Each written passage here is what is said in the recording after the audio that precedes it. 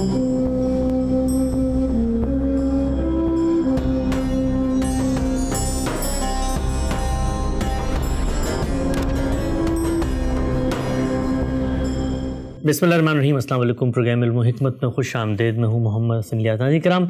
उलमाए कराम की क्या अक़साम होती है? हमारे यहाँ जो लोग दीन का काम करते हैं उनकी क्या कैटेगरीज़ हैं? उनमें बाज़ लोग वाइज़ीन हैं, बाज़ मौल्लिमीन हैं, बाज़ मुहक्किकीन हैं और बाज़ लोग होते हैं जो मुज्तहिदीन हैं। ख़राबी यहाँ से पैदा होती है कि आदमी अपनी सलाहियत और अपने आप को पहचाने बगैर उस मैदान में कदम रख देता है जिसके लिए अल्लाह ने उसको पैदा नहीं किया। तो हम सब ने इजमाली तौर पे बताया था कि उलमाए कराम किन किन नौयतों के होते हैं और उनको क्या क्या काम करना चाहिए। उसी सिलसिले गुफ्तगू को आगे बढ़ाते हैं। साहब हमारे साथ तशरीफ़ फरमाएं जनाब जावेद अहमद गामदी साहब। अस्सलाम वालेकुम गामदी साहब। वालेकुम अस्सलाम। हमसे बहुत शुक्रिया आपके वक्त का। हम सब एक खाका तो सामने आ गया कि जिस वक्त अब हम देखेंगे कोई दीन का आलिम गुफ्तगू कर रहा है तो सबसे पहले अपने जहन को भी ये बावर करवाएंगे कि ये किस कैटेगरी का है और जो बात करने वाला है उसको भी पहचानना चाहिए कि वो किस कैटेगरी में खड़े होकर गुफ्तगू कर रहा है, उसके मौज़ूआत क्या हैं और उसने क्या मनहज, क्या तरीका, क्या प्रोटोकॉल इख्तियार करना है। सवालात का आगाज़ करते हैं। हम सब आपने सबसे पहले बताया था कि वाइज़ीन हज़रात जो होते हैं वो भी माशरे की एक ज़रूरत है और उनका भी एक रोल, एक मकाम है, एक असर है। लेकिन उन्होंने जिन मौज़ूआत का इंतखाब करना है वो होने चाहिए जो मुसल्लमात पर मबनी हों, जो सबके यहाँ यूनिवर्सल हों, जिनमें बुनियादी तौर पर तौहीद है, शिरक है, फ़िक्र माद और आखिरत की चीज़ें, नेकी भलाई की बातें। इसके बरखिलाफ़ हम सब जो वाइज़ीन हमें नज़र आते हैं सोसाइटी में, वो तो जो भी मसलक है, चाहे वो शिया हैं, सुन्नी हैं, वहाबी हैं या कोई और मसलक है, उसका जो नैरेटिव है उसको अवामी सतह पे उजागर करने के लिए लोगों में गुफ्तगू करते हैं। तो हमारे यहाँ तो जो फ़िरके हैं वो वाइज़ीन को अपना स्पोक्स पर्सन समझ कर अवाम में मुतारिफ़ कराते हैं। तो अगर आप वाले आइडिया को अपनाया जाए तो वो जो मसलक और फ़िरकों की अवामी शनाख्त है वो मसला पर कैसे हल होगा? ये अवामी शनाख्त तो खुद इस उम्मत की बदकिस्मती है। मैं तो बार बार ये अर्ज़ करता हूँ कि अल्लाह ताला ने अपने पैगंबरों की वसातत से जो उम्मत बनाई है वो उम्मत मुस्लिमा है। सैयदना इब्राहीम से पहले तो हम जानते हैं कि वो बन ही नहीं सकी। इतने पैगंबर आए हैं, उनमें से मुंतखब पैगंबरों का ज़िक्र कुरान में हुआ है। एक एक को देखिए, उन पर ईमान लाने वाले कहीं 2, कहीं 4, कहीं 1 कश्ती के मुसाफिर। सैयदना यूनुस का एक इस्तिस्ना है कि उनकी कौम उन पर ईमान ले आई। बहुत कम लोग ऐसे थे जिनकी दावत को गैर मामूली फ़रोग़ हासिल हुआ या उनकी कौम ने उनकी बात सुन ली या वो बात मानने के लिए तैयार हो गए। ज़्यादातर लोग 2, 4, 5 एक ताइफ़े की सूरत में रहे और रुखसत हो गए। अल्लाह ने फिर जो सैयदना इब्राहीम के बाद उम्मत बनाई और वो उम्मत बनी, यानी सैयदना इब्राहीम की औलाद में पै दर पै पैगंबर हुए। नबूवत की एक रिवायत उनकी औलाद में कायम की गई, यहाँ तक कि वो रिवायत उनके आबा की रिवायत बन गई। ये देखा होगा आपने कि बनी इसराइल के पैगंबर बिलअमूम जब दावत का ज़िक्र करते हैं तो ये कहते हैं कि मैं उस दीन पर ईमान लाया हूँ जो मेरे आबा का दीन है। तो आबा की रवायत क्योंकि कबायली ज़िंदगी में बड़ी अहमियत रखती तो पैगंबर आबा हो गए और उस तरह वो उम्मत मुस्लिमा वजूद में आई जिसके बारे में कुरान सूरह हज के आखिर में कहता है कि ये तुम्हारे बाप इब्राहीम की बनाई हुई जमात है। हुवा सम्माकुमुल मुस्लिमीन, उसने तुमको मुसलमान का नाम दिया था। अब ये जमात जमातुल मुस्लिमीन है, ये पैगंबरों की बनाई हुई जमात है। इसमें कोई और मज़हबी जमात नहीं बनाई जा सकती। हमारे यहाँ बाज़ लोगों ने जब मज़हबी जमातें ख़ास तौर पर मौजूदा दौर में बनानी शुरू की तो अहले इल्म में से कुछ जलील क़द्र अहले इल्म ने उनको तवज्जो भी दिलाई। इससे पहले आप हमारी तारीख़ में देखें तो ऐसा कभी नहीं हुआ। यहाँ तक कि ख़ुद बनी इसराइल के पैगंबरों के बारे में देखें, किसी पैगंबर ने आके बनी इसराइल के अंदर अपनी कोई नई उम्मत नहीं बना डाली। वो उसी उम्मत मुस्लिमा के खुदाम की हैसियत से अपनी ज़िम्मेदारियाँ अंजाम देते रहे। रिसालत मआब सल्लल्लाहु अलैहि वसल्लम के बाद बड़े गैर मामूली उलमा पैदा हुए। अगर आप गौर करें तो हमारे आइम्मा मुज्तहिदीन, इसी तरह से मुख्तलिफ़ उलूम व फ़नून के माहिरीन, जब वो उलूम व फ़नून हमारे दीन की पूरी रिवायत बने हैं तो उनके जलील क़द्र आइम्मा बहुत बड़े बड़े लोग पैदा हुए हैं। किसी ने कभी कोई इस तरह की जमात, कोई इस तरह का फ़िरका नहीं बनाया। वो मुसलमान उम्मत के, उम्मत मुस्लिमा के खुदाम रहे انہوں نے اپنی مذہبی شناخت جب بیان کی یہی بیان کی۔ مدارس سے فکر بالکل الگ چیز ہے۔ ظاہر ہے کہ آپ دین پر غور کریں گے یا کسی بھی علم میں کوئی کام کریں گے تو اس سے ایک زاویہ نظر بنتا ہے۔ چنانچہ یہ حنفی، شافعی، مالکی یہ نہ کوئی فرقے تھے، نہ جماعتیں تھیں، نہ ان کا عام لوگوں سے کوئی تعلق ہوتا تھا۔ یہ تو اہل علم کے حلقے تھے، بالکل اسی طرح سے جس طرح کچھ لوگ آکسفورڈ میں پڑھے ہوئے ہیں، کچھ علی گڑھ میں پڑھے ہوئے ہیں، کچھ لاہور کے گورنمنٹ کالج میں پڑھے ہوئے ہیں، تو وہ اپنی ایک شناخت بنا لیتے ہیں۔ اس سے زیادہ کوئی بات نہیں تھی۔ اس طرح کے فرقے جب بنے ہیں تو پھر ان فرقوں کی دعوت دینے کا کام شروع کر دیا گیا۔ اصلاً تو دعوت جب بھی دی جائے گی تو اللہ کے پیغمبروں کی دعوت دی جائے گی۔ اللہ کے پیغمبروں کی دعوت کے لیے دو چیزیں طے کر دی گئی ہیں۔ ایک یہ کہ ہم اللہ کی کتاب پیش کریں گے، اس کو خود قرآن نے اپنا حکم بنا دیا ہے۔ یہ کہا ہے کہ قیامت تک کے لیے انذرکم بہی ومن بلغ۔ اب یہ دیکھیے نا، اس میں بہی یعنی اس قرآن کے ذریعے سے میں تمہیں انذار کر رہا ہوں، میرے بعد بھی یہ انذار جن تک یہ کتاب پہنچے گی اسی طرح پہنچتا رہے گا۔ یہی معاملہ وہاں اختیار کیا ہے جب یہ کہا ہے کہ قرآن نذیر للعالمین ہے، یعنی یہ صرف القریٰ کے لیے، جزیرہ نما عرب کے لیے اللہ کا نذیر نہیں ہے، بلکہ یہ پورے عالم کے لیے اللہ کا نذیر ہے۔ تو بنیادی طور پر تو ہر شخص کو اپنا تعارف مسلمان کی حیثیت سے کرانا چاہیے، کوئی جماعت کوئی اس طرح کی چیز بنانے کا سوچنا بھی نہیں چاہیے، اور اس سے آگے بڑھ کر دعوت بھی اللہ کی کتاب کی بنیاد پر دینی چاہیے۔ وہ مسلمانوں میں چونکہ کام کر رہے ہیں تو مسلمانوں کو تعلیم تربیت کی بھی ضرورت ہوتی ہے، یعنی ان کے لیے وہ مجرد دعوت نہیں رہتی۔ تو تعلیم تربیت جیسے حضور فرماتے تھے اسی طریقے سے اگر آپ کو کرنی ہے تو آپ مسلمات کا انتخاب کریں۔ مسلمات کا میں نے ذکر کر دیا تھا کہ اب آپ توحید بیان کریں گے، آپ آخرت کی منادی کریں گے، آپ پیغمبروں پر ایمان کی دعوت دیں گے، آپ پیغمبر جو دعوت لے کے آئے ہیں اس کی طرف لوگوں کو متوجہ کریں گے، آپ اخلاقیات بیان کریں گے، یعنی وہ چیزیں جو تطہیر اخلاق کے لیے ہیں، جو سنت پیغمبروں نے قائم کر دی ہے اس کو آپ لوگوں کے سامنے رکھیں گے۔ نماز کا اہتمام کرو، نماز کے بارے میں ترغیب دیں گے، اس میں کوئی غلطی ہے اس کی اصلاح کر دیں گے، روزے کے بارے میں، حج کے بارے میں، عمرے کے بارے میں، اور ان کی روزمرہ زندگی میں جو معاملات ہیں ان کو وہ کس طرح پاکیزہ بنائیں۔ ان میں سے کوئی ایسی چیز نہیں ہے جس میں کسی فرقے کی کوئی شناخت ہو، ان میں کوئی ایسی چیز نہیں ہے جس میں بڑے اہل علم کے مابین کوئی اختلاف پیدا ہو جائے۔ اس میں زیادہ سے زیادہ کیا ہوتا ہے، ایک چیز کو بیان کرنے، ایک چیز کو پیش کرنے کے نئے اسالیب وجود میں آتے رہتے ہیں۔ یعنی وہی توحید جو قرآن مجید سے میں نے سمجھی ہے میں اس کو اپنے انداز سے بیان کر دوں گا، اور کوئی دوسرا طالب علم یا صاحب علم اس کو اپنے طریقے سے بیان کر دے گا۔ تو بیان کے اسالیب میں تو کچھ تنوع ہوگا اور وہ ظاہر ہونا چاہیے، لیکن یہ کہ کانٹینٹ یا مشمولات یا محتویات تو ایک ہی رہیں گے، ان میں کیوں تبدیلی آئے گی؟ تو واعظین کے لیے اصل میں یہ ایک حد ہے، انہیں اپنے لیے اس حد کو ماننا بھی چاہیے اور سمجھنا بھی چاہیے۔ تاہم انسان کا معاملہ یہ ہے کہ اس کو جتنا چاہے آپ اس کے حدود بتائیں وہ ان میں رہتا نہیں۔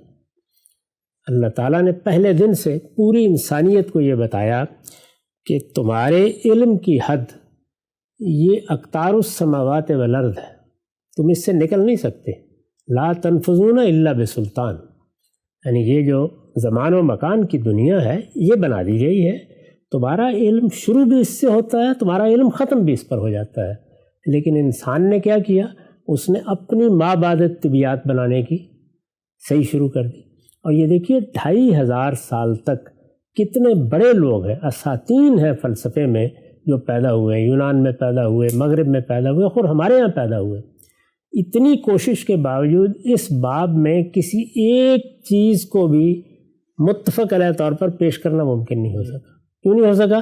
اس لیے کہ ہم اپنے حدود سے آگے چلے گئے۔ جس وقت انسان نے یہ فیصلہ کیا کہ وہ اس دنیا میں، اس کائنات میں، یہ جو مادے کی دنیا ہے اور نفس کی دنیا ہے، یہاں دو ہی چیزیں ہیں جو ہمارے مشاہدے میں آتی ہیں، نفس ہے اور مادہ ہے۔ نفس بھی ہمارے سامنے اپنی حقیقت کے لحاظ سے نہیں آتا بلکہ اپنی صفات کے لحاظ سے آتا ہے۔ تو جب ان دو چیزوں کو موضوع بنا کے لوگوں نے کوشش کی کہ وہ علم وجود میں لائے، تو آپ یہ دیکھیے کہ سائنس میں کتنی ترقی ہوئی، سوشل سائنسز میں کتنی ترقی ہوئی۔ آپ صرف علم نفسیات ہی کا مطالعہ کریں، وہ لوگوں کے لیے کتنی بڑی چیز بن گیا، اس لیے کہ انہوں نے نفس جس طریقے سے اپنا اظہار کرتا ہے، نفس کے مظاہر کا مطالعہ شروع کر دیا۔ نفس کا مطالعہ تو ممکن ہی نہیں تھا، اس لیے کہ وہ ہماری گرفت میں نہیں آتا، ہمارے حواس کی گرفت میں نہیں آتا، عقل کی گرفت میں بھی نہیں آتا، اس کے مظاہر ہے یا اس کا جو کردار سامنے آتا ہے۔ تو یہ بات جیسے ہی مان لی گئی تو علم کی ایک دنیا پیدا ہونا شروع ہو گئی۔ انسان نے نہیں مانا۔ یہی بات آپ ایک وائز کو بتانے کی صحیح کرتے ہیں کہ بھائی ایک تو اللہ کی کتاب پیش کرو، اللہ کی کتاب پڑھ کر سناؤ، اللہ کی کتاب کو مختلف پہلوؤں سے لوگوں کے سامنے رکھو، اس لیے کہ دعوت کا سب سے بڑا مجموعہ تو خود اللہ کی کتاب ہے۔ یا آپ اس کو یہ بتاتے ہیں کہ مسلمات تک محدود رہو، تو اس میں شبہ نہیں ہے کہ بعض لوگ اس کی پوری احتیاط کرتے ہیں۔ جیسے مثال کے طور پر آپ مولانا الیاس کی باتیں سنیں تو آپ کو بڑی حد تک وہ اس دائرے کے اندر رہتے محسوس ہوں گے۔ اسی طرح اور بعض لوگوں کے بارے میں بھی، بس مولانا اشرف علی تھانوی صاحب کے مواعظ میں بھی اس کا بڑا لحاظ ہوتا ہے۔ جب وہ عام لوگوں کو واعظ کرتے ہیں، تاہم ہو جاتی ہیں کوتاہیاں، اس میں غلطیاں بھی ہو جاتی ہیں، اس سے بھی کوئی خاص فرق نہیں پڑتا، اس لیے کہ جو دوسرے علماء موجود ہیں، یعنی اچھے معلمین موجود ہیں، اچھے محققین موجود ہیں، اور پھر سب سے بڑھ کر مجتہدین، وہ ان غلطیوں کی اصلاح کرتے رہتے ہیں، ان کے بارے میں توجہ بھی دلاتے رہتے ہیں۔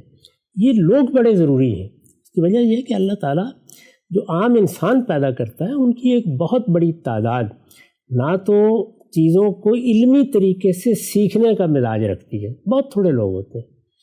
یعنی یہ تو ہمارے ہاں ہے، ایک خاص طرح کا نظام تعلیم بنا کے ہم یکساں توقعات پیدا کر لیتے ہیں۔ خدا نے بندے جس طرح بنائے ہیں ان میں زیادہ تر لوگوں کا یہ مزاج نہیں ہوتا، وہ موٹیویشن کے مقام پر ہی متعلق ہوتے ہیں کسی چیز سے۔ یعنی آپ نے بنیادی حقائق بتا دیے ہیں، بنیادی چیزوں کے بارے میں ان کی عقل عام فیصلہ بھی کر لیتی ہے، اور ان کو وہ پوری طرح سمجھ بھی لیتے ہیں۔ آپ ان کو قرآن پڑھ کے سنائیے، آپ ان کے سامنے مسلمات دین رکھیے، ان کے کچھ سوالات ہوں گے، ان کے آپ سے وہ جواب پالیں گے، لیکن ان کے یہاں بنیادی چیز کیا ہوتی ہے کہ ان کو ایک ترغیب چاہیے ہوتی ہے، ترہیب چاہیے ہوتی ہے۔ واعظین یہ خدمت تاریخ میں انجام دیتے رہے، اچھے واعظین نے، اور مسلمان معاشرے کے اندر ان کا بڑا مقام بھی رہا ہے۔ اس زمانے میں بھی بعض ایسے لوگ پیدا ہوئے ہیں جنہوں نے لوگوں میں بڑی پینیٹریشن کی ہے اور ان کی پذیرائی ہوئی ہے، یعنی ان کا راستہ نکلا ہے لوگوں کے اندر۔ عام لوگ زیادہ تر انہی سے متعلق بھی ہوتے ہیں، انہی سے سیکھتے بھی ہیں، انہی کے ذریعے سے ان کے اندر کچھ تبدیلیاں بھی آنے کے امکانات ہوتے ہیں۔ تو اس لیے یہ کوئی تحقیر کی یا تصغیر کی بات نہیں ہے کہ وہ واعظین ہیں، یہ اپنی جگہ ایک پورا شعبہ ہے، اس کے البتہ حدود ہیں، اور ان حدود کا اگر لحاظ نہ رکھا جائے، یہ حدود کا لحاظ دونوں طرف سے ہونا چاہیے۔ خود واعظ اس بات کا خیال رکھے کہ اس کے حدود کیا ہے، اور سننے والے یہ خیال رکھیں کہ مسلمات کی بات کے بعد اگر وہ اپنے حدود سے تجاوز کرتا ہے تو وہ پھر اس بات کو ضرور دوسرے اہل علم سے سمجھیں۔ وہ چند ہی باتیں ہوتی ہیں، زیادہ نہیں ہوتی، یعنی چند چیزوں کے بارے میں بعض اوقات کسی شخص کو ابرام ہو جاتا ہے کہ اس نے شاید ان باتوں کو زیادہ اچھے طریقے سے سمجھ لیا ہے، وہ باتیں معلوم ہو جائیں گی۔ یعنی جب مسلمات کے دائرے میں قرآن سنانے میں یا دین کی بنیادی باتیں بتانے میں کوئی آدمی آپ کو جھنجھوڑتا ہے، بیدار کرتا ہے، بڑی خدمت انجام دے رہا ہے، اس سے آگے بڑھ کر وہ خالص علمی فنی چیزوں کے بارے میں کوئی بات کرنا شروع کر دیتا ہے، کوئی ایسے ہی بدعت ایجاد کر کے کھڑا ہو جاتا ہے اور اس کے حق میں تقریریں شروع کر دیتا ہے، کوئی دین ایمان کے بڑے مسئلے کے اندر کوئی نئی ندرت پیدا کرنے کا شوق پیدا ہو جاتا ہے بعض لوگوں کو۔ ایسے موقعوں کے اوپر جہاں ان کو نصیحت کرنی چاہیے، وہاں عام لوگوں کو بھی یہ بتانا چاہیے کہ جیسے ہی وہ یہ محسوس کریں کہ یہ اس دائرے سے باہر کی بات ہے، تو پھر دوسرے محققین، دوسرے علماء، اچھے معلمین سے اس مسئلے کو سمجھیں۔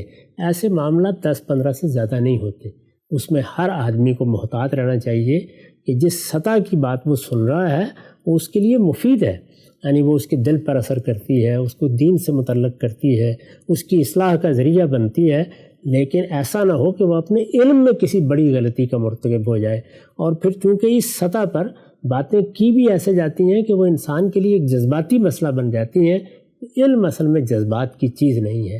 اسے چاہیے کہ اس موقع کے اوپر علماء کی طرف رجوع کر لیں، یعنی وہ علماء جو اس سے اوپر کا کام کرنے کے لیے خدا نے پیدا کیے ہو۔ تو بالکل واضح ہو گیا غم صاحب، واعظین کو اپنے وعظ کے حدود اربع کیا متعین کرنے چاہیے، کانٹینٹ کیا ہونا چاہیے، پیشکش کیسی ہونی چاہیے، سب چیزیں زیر بحث آئیں۔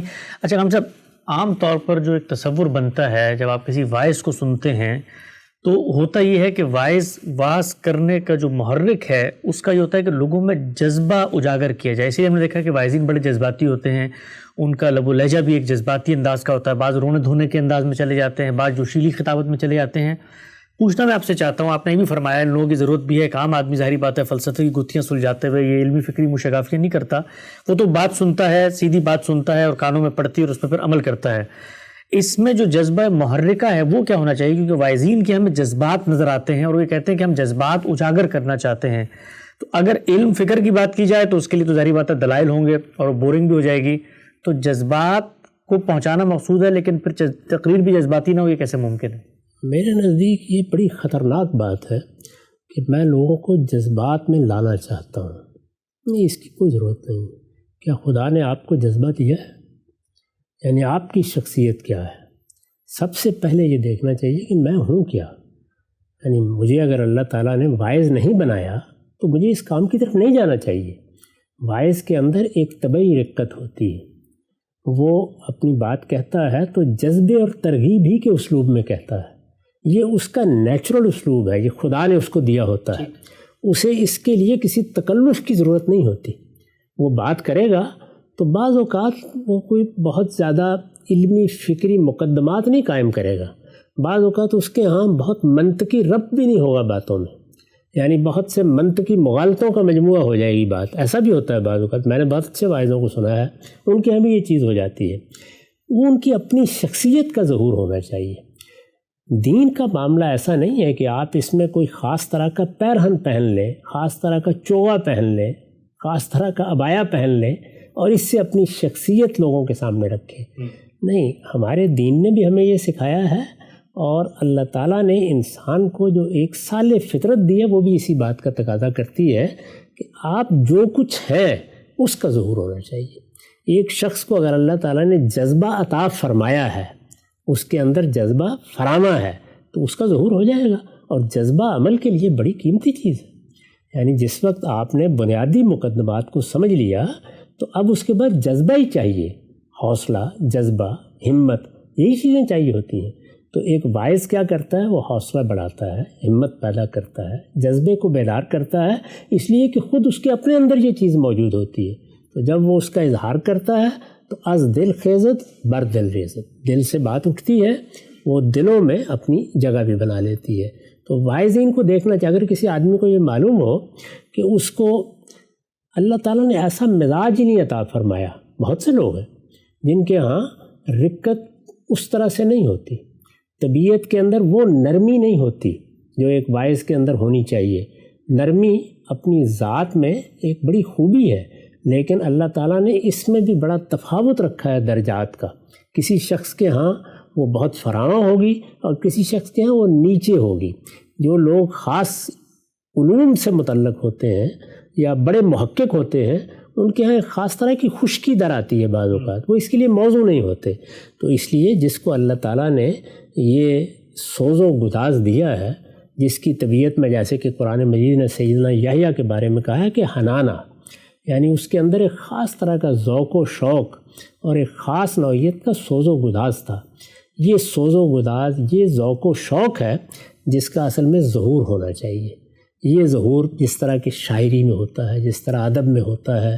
تو عام طور پر واعظین حضرات شعراء بھی رہے ہیں اور واعظین حضرات اچھی شاعری کو بھی لوگوں تک بات پہنچانے کا ذریعہ بناتے رہے ہیں. یہ چیز ان کے ہاں آپ سے آپ انتخاب میں آ جاتی ہے. تو اس لیے سب سے بڑھ کر توجہ اس طرف دینی چاہیے کہ میں اللہ کے دین کی بات بتانے کے لیے جا رہا ہوں, میں کسی پروفیشن کا آدمی نہیں ہوں. اگر میں اللہ کی دین بتانے جا رہا ہوں تو مجھے اپنا جائزہ لے کے دیکھنا چاہیے کہ مجھے خدا نے بنایا کیا ہے. میرے باطن کا ظہور ہونا چاہیے. میرا باطن جو ہے وہ اگر مخلص نہیں ہے, میں اپنے پورے وجود کے ساتھ اس بات کو نہیں کہہ رہا ہوں, تو پھر وہ دین کی بات ہو نہیں سکتی. وہ حلق سے اوپر سے نکلے گی اور وہ دلوں کے اندر کوئی تاثیر بھی پیدا نہیں کرے گی. تو آدمی کے اندر بھی وہ چیز ہونی چاہیے اور اس کو صلاحیت بھی اللہ نے اسی کے لحاظ سے اگر دی ہے تو پھر اس کے بعد بیٹھ کے کوئی منصوبہ بنانے کی ضرورت نہیں ہے. وہ جیسے اس میدان کا انتخاب کرے گا, آپ سے آپ اس کا ظہور ہونا شروع ہو جائے گا. یہ آپ نے پڑھا ہوگا, بڑا مشہور واقعہ ہے. مولانا سید سلیمان ندوی نے لکھا ہے کہ مجھے ایک مرتبہ مولانا الیاس ایک اسٹیشن پر مل گئے. میں اس سے پہلے ان سے بالمشافہ کبھی نہیں ملا تھا، میں نے ان کو دیکھا بھی نہیں تھا، سنا تھا ان کے بارے میں. وہ ایک بڑے داعی تھے اور لوگوں کو چاہتے تھے کہ وہ تبدیل ہوں، تو وہ میرے پاس بھی آ گئے. اب ظاہر ہے مولانا سید سلیمان ندوی بڑے محقق علماء میں سے ہیں، کہتے ہیں کہ میرے پاس بھی آ گئے، انہوں نے بات کرنا شروع کی مجھ سے. تو صورتحال یہ تھی کہ بات میں کوئی بہت منطقی ربط نہیں تھا، اس کے کوئی مقدمات استوار نہیں تھے. میں علمی تجزیہ کروں تو میری سمجھ میں بھی نہیں آئے گی ان کی بات، لیکن اس میں درد، اس میں سوز، اس میں محبت، اس میں بات کہنے کا ایسا انداز تھا کہ وہ بھی رو رہے تھے، میں بھی رو رہا تھا. تو اس وجہ سے یہ دل کی بات ہے، اگر کرنی آتی ہو کسی باعث کو اور اللہ نے اس کو اس کا سلیقہ دیا ہو تو پھر وہ کرے گا. یہ بات جب وہ کرے گا تو اس کا اپنا وجود ظاہر ہو جائے گا. اس کی بہت اچھی آپ کو بعض تصویریں ملیں گی ہمارے بر صغیر کے جلیل القدر عالم مولانا وحید الدین خان صاحب کی گفتگو میں. جی، یعنی وہ جب گفتگو کر رہے ہوتے تھے تو بارہا آپ نے دیکھا وہ خود بھی آپ دیدہ ہوتے تھے، خود بھی رو رہے ہوتے تھے.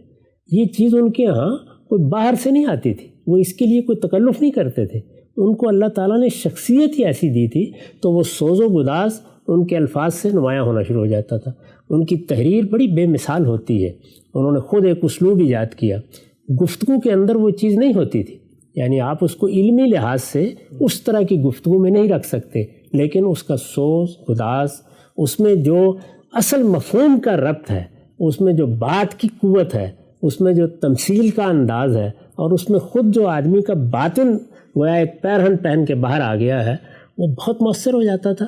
اور ان کی مجلس میں بیٹھ کر آدمی بڑی زندگی محسوس کرتا تھا. تو بالکل واضح ہو گیا. اچھا ہم سب ایک اور بڑی مشکل جو وائزین کو پیش آتی ہے وہ یہ ہے کہ جو کانٹینٹ وہ پیش کر رہے ہیں اگر اس کو محدود کر دیں قرآن و سنت تک تو وہ جو دلچسپی ہے قارئین کی وہ پیدا نہیں ہوتی. ظاہری بات ہے قرآن مجید کے مقدمات پس منظر کے سے متعلق ہوتے ہیں، اس کے اندر ایک بڑا ہی گہرا فکری پہلو بھی ہے. تو وہ یہ کہتے ہیں کہ یہ جو روایات ہمارے یہاں ذخیرہ احادیث میں ملتی ہیں یا قصے کہانیاں اسرائیلیات میں ملتے ہیں، ان کے اندر سبق آموز بڑی باتیں ہوتی ہیں. لہٰذا اس چکر میں نہیں جانا چاہیے کہ یہ روایت سندن صحیح تھی یا حسن درجے کی تھی یا اس کے راوی کیسے تھے.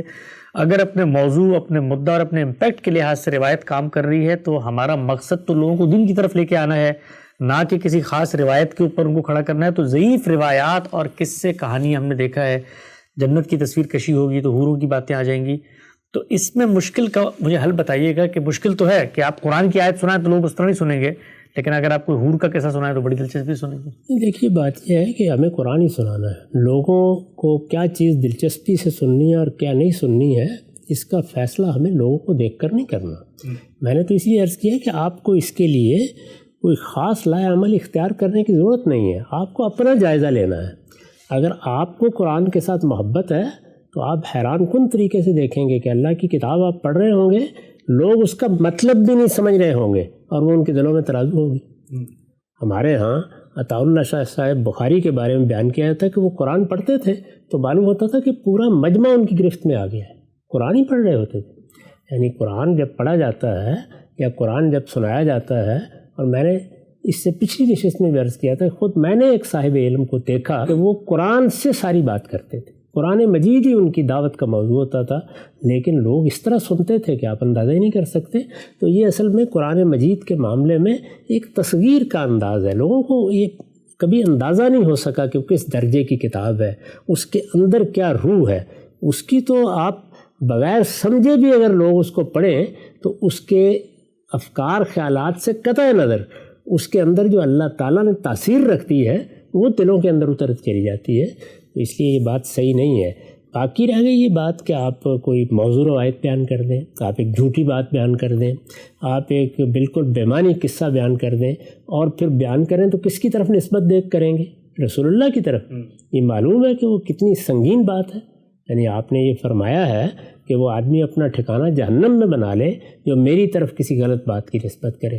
تو میں نے اسی لیے یہ عرض کیا تھا کہ تمثیل کے اسلوب میں کوئی واقعہ آپ نے سنا دیا، جس طرح کے سادی سناتے ہیں، جیسے کہ شیخ اتار سناتے ہیں، جس طرح کے مثال کے طور پر رومی سناتے ہیں، جس میں یہ واضح ہوتا ہے مخاطب کے اوپر کہ یہ تمثیل ہے، اس کے ذریعے سے مجھے بات بتانا مقصود ہے. لیکن اللہ کے پیغمبر کی طرف کوئی جھوٹی بات، کوئی گھڑی ہوئی بات پھر یہ کہ یہ دیکھنا چاہیے آپ اس میں بات کیا بیان کر رہے ہیں. جو بات آپ بیان کر رہے ہیں اگر وہ آخرت کی ترغیب ہے تو چلے ہو گئی, اگر اس میں توحید ہے تو ہو گئی, اس میں اگر دین سے متعلق کوئی ایسی چیزیں بیان کی گئی ہیں فلاں عمل کا یہ اجر مل جائے گا, حوروں کے بارے میں یا اسی طرح جنت کی چیزوں کے بارے میں قرآن مجید نے جو تصویریں کھینچ دی ہیں اس کے علاوہ کوئی تصویریں ہوں گی تو سری جھوٹ ہوگا, وہ تو اللہ پر جھوٹ باندھنے کے مترادف ہے. تو اس لیے اس راستے پر کبھی نہیں جانا چاہیے. اللہ کی کتاب سنائیے, اسی کو پڑھیے, لوگوں کے اندر اسی کا ذوق پیدا کیجیے, قرآن مجید کا ترجمہ پڑھ کے سنائیے, قرآن مجید کو لوگوں کے سامنے اس طرح بیان کریں کہ جس سے اس کے جو مضامین ہیں وہ لوگوں کے دلوں میں اتریں, اور اس کے بعد اگر کوئی آپ نے واقعہ بیان کرنا ہے, کوئی روایت بیان کرنی ہے تو پھر آپ کو پورا اطمینان ہونا چاہیے کہ یہ روایت علمی لحاظ سے اس قابل ہے کہ یہ حضور کی نسبت سے پیش کی جا سکے یا صحابہ کی نسبت سے پیش کی جا سکے. تو بالکل واضح ہو گیا. اچھا ہم سب ایک محرومی کا جو احساس ہوتا ہے واعظین حضرات کو وہ یہ کہ اگر ہم نے قرآن مجید ہی پڑھ کے سنانا ہے تو لوگ ہمیں کیوں سنیں گے, لوگ تو قرآن مجید جا کے پڑھ لیں گے خود ہی. لیکن ہم یہ دیکھتے ہیں کہ ہر صاحب علم ہو, ہر واعظ ہو, اس کا اپنا ایک ورلڈ ویو ہوتا ہے, اس کا ایک اپنا ایجوکیشنل بیک گراؤنڈ ہوتا ہے, اس کا اپنا ذوق ہوتا ہے. بعض لوگ شاعری سے شغف رکھتے ہیں, بعض لوگوں کو ادب اور لطافت سے دلچسپی ہوتی ہے, بعض لوگ تاریخ کو دیکھنا چاہتے ہیں.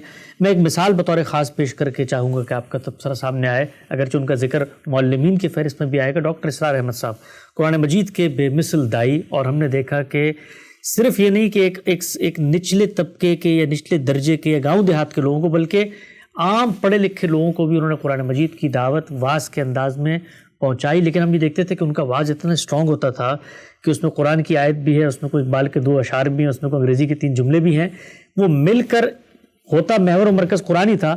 لیکن وہ دائی اس کے اندر ایک ایسی نظرت پیدا کر لیتا تھا کہ وہ اتنا اثر انگیز اور سحر انگیز ہوتا تھا کہ آپ سنتے چلے جاتے تھے ان کو. ان کی میں نے بھی مثال دی تھی, میں نے عرض کیا تھا کہ اس میں کوئی شبہ نہیں, لیکن وہ ایک بڑے معلم تھے بنیادی طور پر. یعنی ان کی اس طرح کی جو تقریریں تھیں جو رجوع الی القرآن کے لیے وہ کرتے تھے, بڑی مؤثر تقریریں ہوتی تھیں, اور انہوں نے قرآن مجید کے بارے میں لوگوں کے اندر بڑی غیر معمولی محبت پیدا کی. ہمارے بڑے اخبار نویس ہیں مجیب الرحمان صاحب شامی, انہوں نے ایک مرتبہ ان کو داد دیتے ہوئے یہ کہا تھا کہ وہ تو قرآن کے قوال ہیں ماشاءاللہ, یعنی قرآن مجید ہی سنانا ہے, قرآن ہی پڑھنا ہے, قرآن کی طرف لوگوں کو بلانا ہے.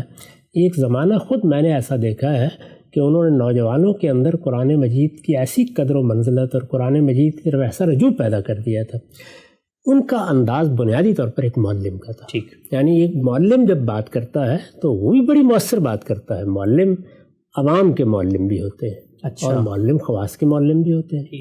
وہ معلمین جو مثال کے طور پر ہمارے مدارس میں یا ہماری درسگاہوں میں دانشگاہوں میں پڑھاتے ہیں وہ خواص کے معلم ہوتے ہیں. وہاں طالب علم ہونا چاہیے, وہ خواص کے بھی معلم تھے. اس میں کوئی شبہ نہیں کہ طالب علموں کو بھی وہ کوئی چیز سمجھانا چاہتے تھے تو بہت اچھے طریقے سے سمجھاتے تھے, اس کے مقدمات قائم کرتے تھے. میں نے بعض موقعوں پر دیکھا ہے کہ انہوں نے جو اپنے لیے تقریر کے نوٹس بنائے ہوتے تھے اس میں تصویریں بنی ہوتی تھیں. اچھا, اس میں بہت گراف بنے ہوتے تھے. یعنی وہ پوری طرح ایک منظم طریقے پر وہ بات کرتے تھے, اور ایک ایک چیز کے بارے میں یہ متعین کرتے تھے کہ یہاں مجھے یہ بات کرنی ہے, یہاں مجھے یہ بات کرنی ہے. اب یہ دیکھیے نا کہ آدمی کے باطن میں اگر صفائی موجود ہے اور اس کو اللہ تعالیٰ نے صلاحیت بھی دی ہے اور ذوق بھی دیا ہے تو اس کے نتیجے میں یہ چیزیں آپ سے آپ اکٹھے کیا. لیکن اس کے بعد جو چیزیں پیش کرتے تھے, غلطی کوتاہی ہر آدمی سے ہوتی ہے. اس میں اگر بنیادی کانٹینٹ آپ دیکھیں تعلیم کا تو اللہ کی کتاب ہے. اللہ کی کتاب کے بعد اگر کوئی چیز ہے تو مستند روایات. یعنی یہ نہیں ہے کبھی کسی موقع پر کوتاہی ہو گئی, وہ ایک بالکل الگ چیز ہے, لیکن بالعموم اس کا جتنا بھی کانٹینٹ تھا ان کے اس واعظ کا یا ان کی گفتگو کا یا ان کی تعلیم کا, اس میں یہی چیزیں ہوتی تھیں.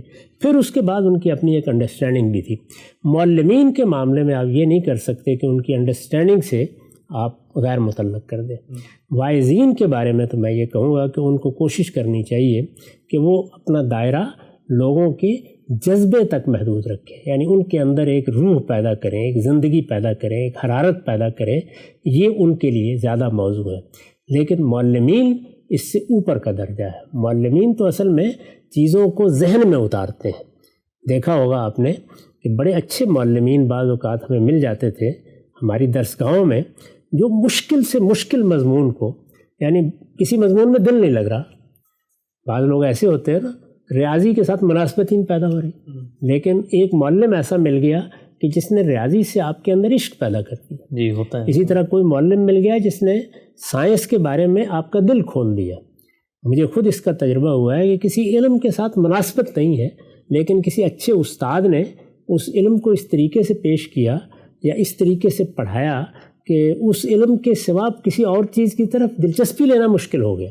یہ چیز بعض اوقات معلمین میں ہوتی ہے. تو میں نے عرض کیا کہ یہ ایک تو واعظین ہے، اس کے بعد جو معلمین ہیں یہ عوام کے بھی ہوتے ہیں، خواص کے بھی ہوتے ہیں. اچھا. اور عوام کے معلمین جو ہیں ان میں وہ سب خوبیاں ہوتی ہیں جو آپ نے بیان کی ہیں. یعنی ظاہر ہے کہ وہ اپنے مخاطب کو اس کی نفسیات کے لحاظ سے وہ کن چیزوں سے دلچسپی لیتا ہے، اس میں شعر بھی ہوگا، اس میں واقعہ بھی ہوگا، اس میں حالات بھی ہوں گے، اس میں ان کے اپنے بعض زندگی کے تجربات بھی ہوں گے. وہ ساری چیزیں مل جاتی ہیں تعلیم میں. اچھے اساتذہ جب پڑھانے کے لیے کھڑے ہوتے ہیں، ہمیں بعض موقعوں پر گورنمنٹ کالج میں مجھے یاد ہے کہ بعض ایسے اساتذہ سے پڑھنے کا موقع ملا جو سما باندھ دیتے تھے. یعنی ڈرامہ پڑھا رہے ہیں اور معلوم ہوتا ہے کہ ڈرامہ ہی اصل میں اس وقت اسٹیج ہو رہا ہے. یہ سب خصوصیات لوگوں میں ہوتی ہیں اور اس پہ کوئی شبہ نہیں ہے کہ ہمارے ڈاکٹر صاحب اس معاملے میں بہت بے مثال معلم تھے. نقطہ بالکل واضح ہو گیا. اچھا اکرم صاحب، یہ جو واعظین حضرات ہیں ہم نے دیکھا ہے کہ ظاہری بات ہے عوام سنتی ہے اور عوام بڑی تعداد میں ہوتی ہے، نظریاتی لوگ اور علم شناس لوگ تو کم تعداد میں ہوتے ہیں، تو پذیرائی بہت ہوتی ہے ان کی. ہم نے دیکھا ہے کہ اس وقت بھی اگر آپ یوٹیوب پہ دیکھیں جو زیادہ سننے والے، جن کے زیادہ سبسکرائبر یا فالوورز آج کی زبان میں کہتے ہیں، وہ ان واعظین کے ہوتے ہیں بنسبت جو ہمارے معلمین یا محققین یا مجتہدین ہیں. اب جہاں پر عوامی پذیرائی آتی ہے وہاں پر ظاہری بات ہے ایک طرح کی آزمائش بھی آ جاتی ہے. تو جب آپ عوام کی نظر میں آ جاتے ہیں تو وہ ہر ایک چیز کی اسکروٹنی کر رہے ہوتا ہے. ہم نے دیکھا ہے کہ کوئی واعظ جو ہے وہ اگر وعظ میں بیٹھ کے دنیا کی بیزاری لوگوں کو بتا رہا ہو اور کہے کہ بھئی یہ مچھر کا گھر ہے اور یہ دھوکے کا گھر ہے اور یہ مچھر کا پر ہے، اور وہ خود اگر کسی لینڈ کروزر میں جا رہا ہو تو ہم نے دیکھا فیس بک پہ ٹرولنگ شروع ہو جاتی ہے، بھئی یہ دنیا کو تو یہ کہتا ہے. اس کا کیا حل ہے کہ اب وہ واعظ نے بتانا بھی ہے کہ بھئی آخرت کی طرف جاؤ، یہ دنیا پرستی سے نکلو، لیکن وہ خود بھی ایک ظاہری بات ہے، ایک شخصیت ہے، اس کو بھی گاڑی چاہیے، وہ بھی سفر کرے گا. تو لوگ پھر وہ جو واعظ وہ بتاتا ہے اس کو اسی میں پرکھنا شروع کر دیتے ہیں. یہ تو ہوگا، یعنی یہ تو ہوگا بھائی. وہ کہتے ہیں نا کہ اگر آپ نے اس دنیا میں زندگی بسر کرنی ہے تو اس میں پھر جو ہونا ہے وہ تو ہوگا ہی. لوگ ہیں، لوگوں نے چیزوں کو ایک خاص جگہ سے دیکھنا ہے. وہ یہ ممکن نہیں ہے کہ آپ کی زبان سے نکلنے والے الفاظ کو آپ کی زندگی سے متعلق کر کے نہ دیکھیں. ان کی بھی تربیت ہونی چاہیے اور واعظین کی بھی. واعظین بھی بعض اوقات جب جوش خطابت میں کوئی بات بیان کرنا چاہتے ہیں تو وہ ان حدود سے تجاوز کر جاتے ہیں جو حدود اللہ نے بیان کر دی ہیں. اللہ تعالیٰ نے قرآن مجید میں جس دعوت پر ہم کو کھڑا کیا ہے اس میں تو ایسی کوئی بات نہیں ہے کہ آپ کو کوئی فقیری اختیار کر لینی چاہیے یا آپ کو جنگل میں چلے جانا چاہیے یا آپ کو کسی اچھے گھر میں نہیں رہنا چاہیے. اس میں سے کون سی بات ہے جو قرآن میں کہی گئی ہے؟ اس میں لوگ بڑی غلط فہمی مبتلا ہوتے ہیں. اصل میں کچھ ایمرجنسی کے حالات ہوتے ہیں، وہ بعض اوقات لوگوں کو پیش آ گئے ہیں. مثال کے طور پر بنی اسرائیل کے 2 پیغمبر ہیں، سیدنا یحییٰ اور سیدنا مسیح. دونوں نے گھر ہی نہیں بنایا، دونوں نے نکاح بھی نہیں کیا، ان کے یہاں کوئی اولاد بھی ہونے کا سوال نہیں تھا. انہوں نے غار میں قیام کر لیا ہے، جنگل میں رات سو گئے ہیں، گلیوں میں پھر کے اپنی دعوت پیش کر دی ہے. یہ کیوں کیا انہوں نے؟ اس کے بعد خاص وجوہ ہے. یہ کوئی عمومی قانون نہیں ہے اللہ تعالیٰ کا، کیونکہ انہی بنی اسرائیل میں سیدنا داؤد اور سیدنا سلیمان جیسے پیغمبر ہوئے ہیں. قرآن مجید ان کے گھروں کا، ان کے محلات کا نقشہ کھینچتا ہے. سیدنا سلیمان کے محل کے بارے میں آپ قرآن پڑھیے، سرہم ممرد من قواریر. وہ اپنی تعمیرات میں جو کچھ کرتے تھے اس کی تصویریں کھینچی اور اس کو اپنا بڑا فضل اور بڑا انعام قرار دیا ہے. اسی طرح سے زینتوں کے بارے میں قرآن مجید نے اپنا نقطہ نظر بیان کر دیا ہے. تو یہ اصل میں ہوتا یوں ہے کہ بعض موقعوں کے اوپر جیسے کہ مسیحیوں کیا ہوا، کوئی خاص سبب بنتا ہے، وہ سبب وہاں پہ بالکل واضح ہے، انہوں نے بتایا ہے. آپ انجیل کو پڑھیں تو سیدنا مسیح یہ بات بتاتے ہیں کہ میری قوم پر اللہ کا عذاب آ رہا ہے، اب اس کی جڑوں پر کلہاڑا رکھ دیا گیا ہے، یہ درخت اب گرنے والا ہے، اس میں میں گھر کہاں بناؤں اور اس میں بچے کہاں پیدا کروں؟ یہ مجھے اب آخری درجے میں ان کو یہ بات کہنی ہے اور چلے جانا ہے. یہ ایک خاص مقام اور مرتبہ. اسی طرح رسالت میں آپ صلی اللہ علیہ وسلم کو ہجرت کرنا پڑی. ہجرت سے پہلے آپ معمول کی زندگی بسر کر رہے تھے، اور آپ اگر پڑھیے تو معلوم ہوگا کہ بالعموم لوگ یہ کہتے تھے کہ بڑے متمول آدمی ہیں. یعنی آپ نے تجارت کی، آپ کے حالات بہت اچھے تھے، آپ کے یہاں کھانے اور اس طرح کی بہت سی چیزوں کی دعوتیں ہوتی تھیں. وہ اسی طرح ہوتی تھی جس طرح کے لوگوں کو عام طور پر دعوتیں ملتی ہیں. لیکن اس کے بعد کیا ہوا؟ اس کے بعد یہ کہ جب آپ نے ہجرت کی تو ہجرت کرنے کے بعد اب ظاہر ہے کہ آپ کے اوپر ایک ذمہ داری آ گئی، اور ذمہ داری کی نوعیت یہ تھی کہ مہاجرین کے قافلے آ رہے تھے، ان کو کہیں سیٹل کرنا تھا. اس میں آپ نے یہ فیصلہ کیا، 4-5 سال ایسے گزرے ہیں کہ میں اب بالکل فقر کی زندگی بسر کروں گا جب تک میں ان مہاجرین کے معاملات طے نہیں کر لیتا.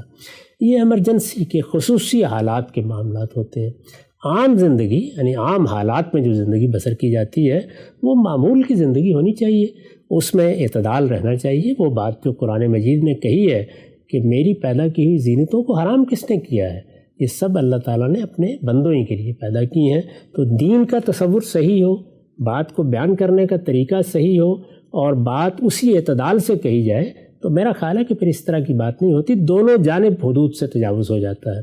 یعنی بعض لوگوں کو جب اللہ تعالیٰ کچھ فراخی دیتا ہے تو وہ اس فراخی سے فائدہ اٹھانے میں بھی حدود سے تجاوز کر جاتے ہیں، اور جو لوگ ان کی بات سن رہے ہوتے ہیں ان کو جب بات سننے کو ملتی ہے تو ان کی کوشش یہ ہوتی ہے کہ گویا یہ تو فقر کی دعوت ہے جو ہمیں دی جا رہی ہے. یہ سارا عدم توازن ہے، اور بدقسمتی یہ ہے کہ انسان سے ہو جاتا ہے. اللہ کے پیغمبر ہی اس معاملے میں آخری درجے میں اعتدال پر قائم ہوتے ہیں. کرنا یہ چاہیے کہ بیان کرنے والے بیان کو بالکل درست اور متوازن رکھیں، اس میں جو اللہ کی قائم کردہ میزان ہے اس میں خلل نہ آنے دیں، اور سننے والے بھی ان کو انسان سمجھیں اور ان کی بات سنیں. تو بالکل واضح ہو گیا ہم سب سننے والے بھی ان کو انسان سمجھیں. ہم نے دیکھا ہے بالعموم کہ مذہبی لوگوں کے بارے میں جو ایک بینیفٹ ہے عام طور پر ہم دینے پر آمادہ نہیں ہوتا. ہم سے مجھے یاد آ رہا ہے ہم نے بچپن میں ایک ڈرامہ دیکھا تھا جس میں دکھایا گیا کہ ایک شخص سی ویو پہ گیا ہے کراچی کے ساحل سمندر پہ، اور وہاں اس نے اپنے مسجد کے مولوی صاحب کو دیکھ لیا تو اچانک سے کہا کہ مولوی صاحب آپ بھی یہاں پر. تو ہمارے ہاں اگر کوئی شخص مذہبی آدمی کو تفریح کر رہا ہو، اپنی بیوی کے ساتھ آئس کریم کھا رہا ہو، کہیں پر وہ بچوں کو کھلونے دلوا رہا ہو، تو اس کے بارے میں یہی ہوتا ہے کہ بھائی اس کے بارے میں تو یہی ہے کہ یہ دھونی رمائے گا، کہیں جا کر بیٹھ جائے گا، لیکن ہم اس کو وہ بینیفٹ نہیں دیتے. وائزین کا کیا کردار ہونا چاہیے، وائزین کا حدود کیا ہے، وائزین کو کن موضوعات کا انتخاب کرنا چاہیے، اور کیا وہ قواعد ہیں جن کا خیال رکھنا چاہیے، سب کچھ ہم سب کے ساتھ زیر بحث آیا. سلسلہ گفتگو کو آگے بڑھائیں گے اور جانیں گے معلمین کے بارے میں، محققین اور مجتہدین کے بارے میں. وقت یہاں پہ ختم ہوتا ہے، دوبارہ حاضر خدمت ہوں گے. اب تک آپ کا بہت شکریہ.